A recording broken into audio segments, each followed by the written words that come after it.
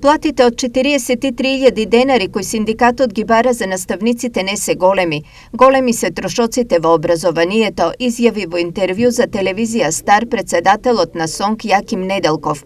Според Неделков, образованието е порта ширум отворена за политичките партии кои таму вработуваат и кога треба и кога не треба, и ја користат секоја прилика да вработат своји луѓе. Во последните години статистичките податоци кажуваат сериозен пат на бројот на ученици, а од друга страна абсурдно пораст на бројот на наставници. Ние сега имаме паралелки со 15-16 ученици за да се задржи бројот на паралелки, особено во средното образование, па и во основното.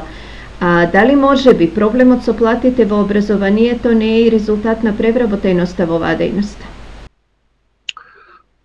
Па точно е, тој податок навистина е точен, навистина одамна се апелира на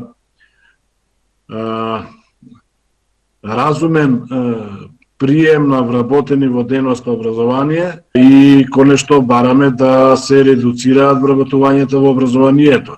Значи, не сакам да шпекулирам, меѓутоа некогаш и намерно се отвараат паралелки за да се отвори работно место и по разни основи да се примат вработени. Најголемиот дел од блок дотациите кои што се префрлаат од државниот буџет на локално ниво се трошат само за плати и додатоци на плати на вработените.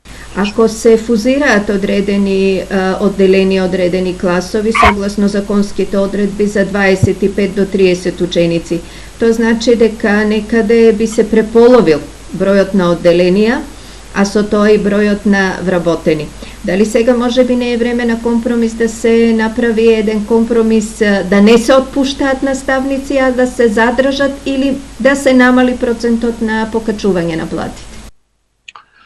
Па, ние како синдикат нема да дозволиме ниту еден наставник да биде отпуштен од работа, од причина што ниту еден вработен синдикатот не вработил, него вработиле властите во изминатите 30 години.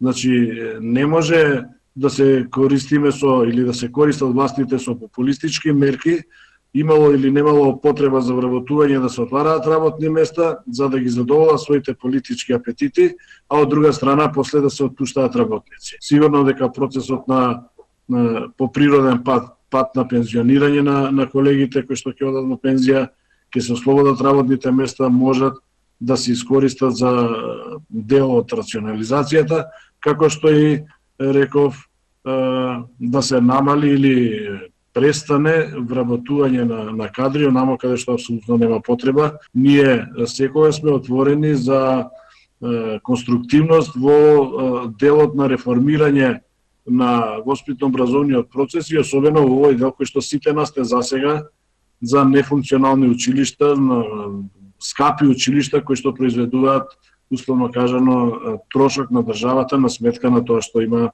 несоодветен број на деца или мал број на деца во однос на вработени.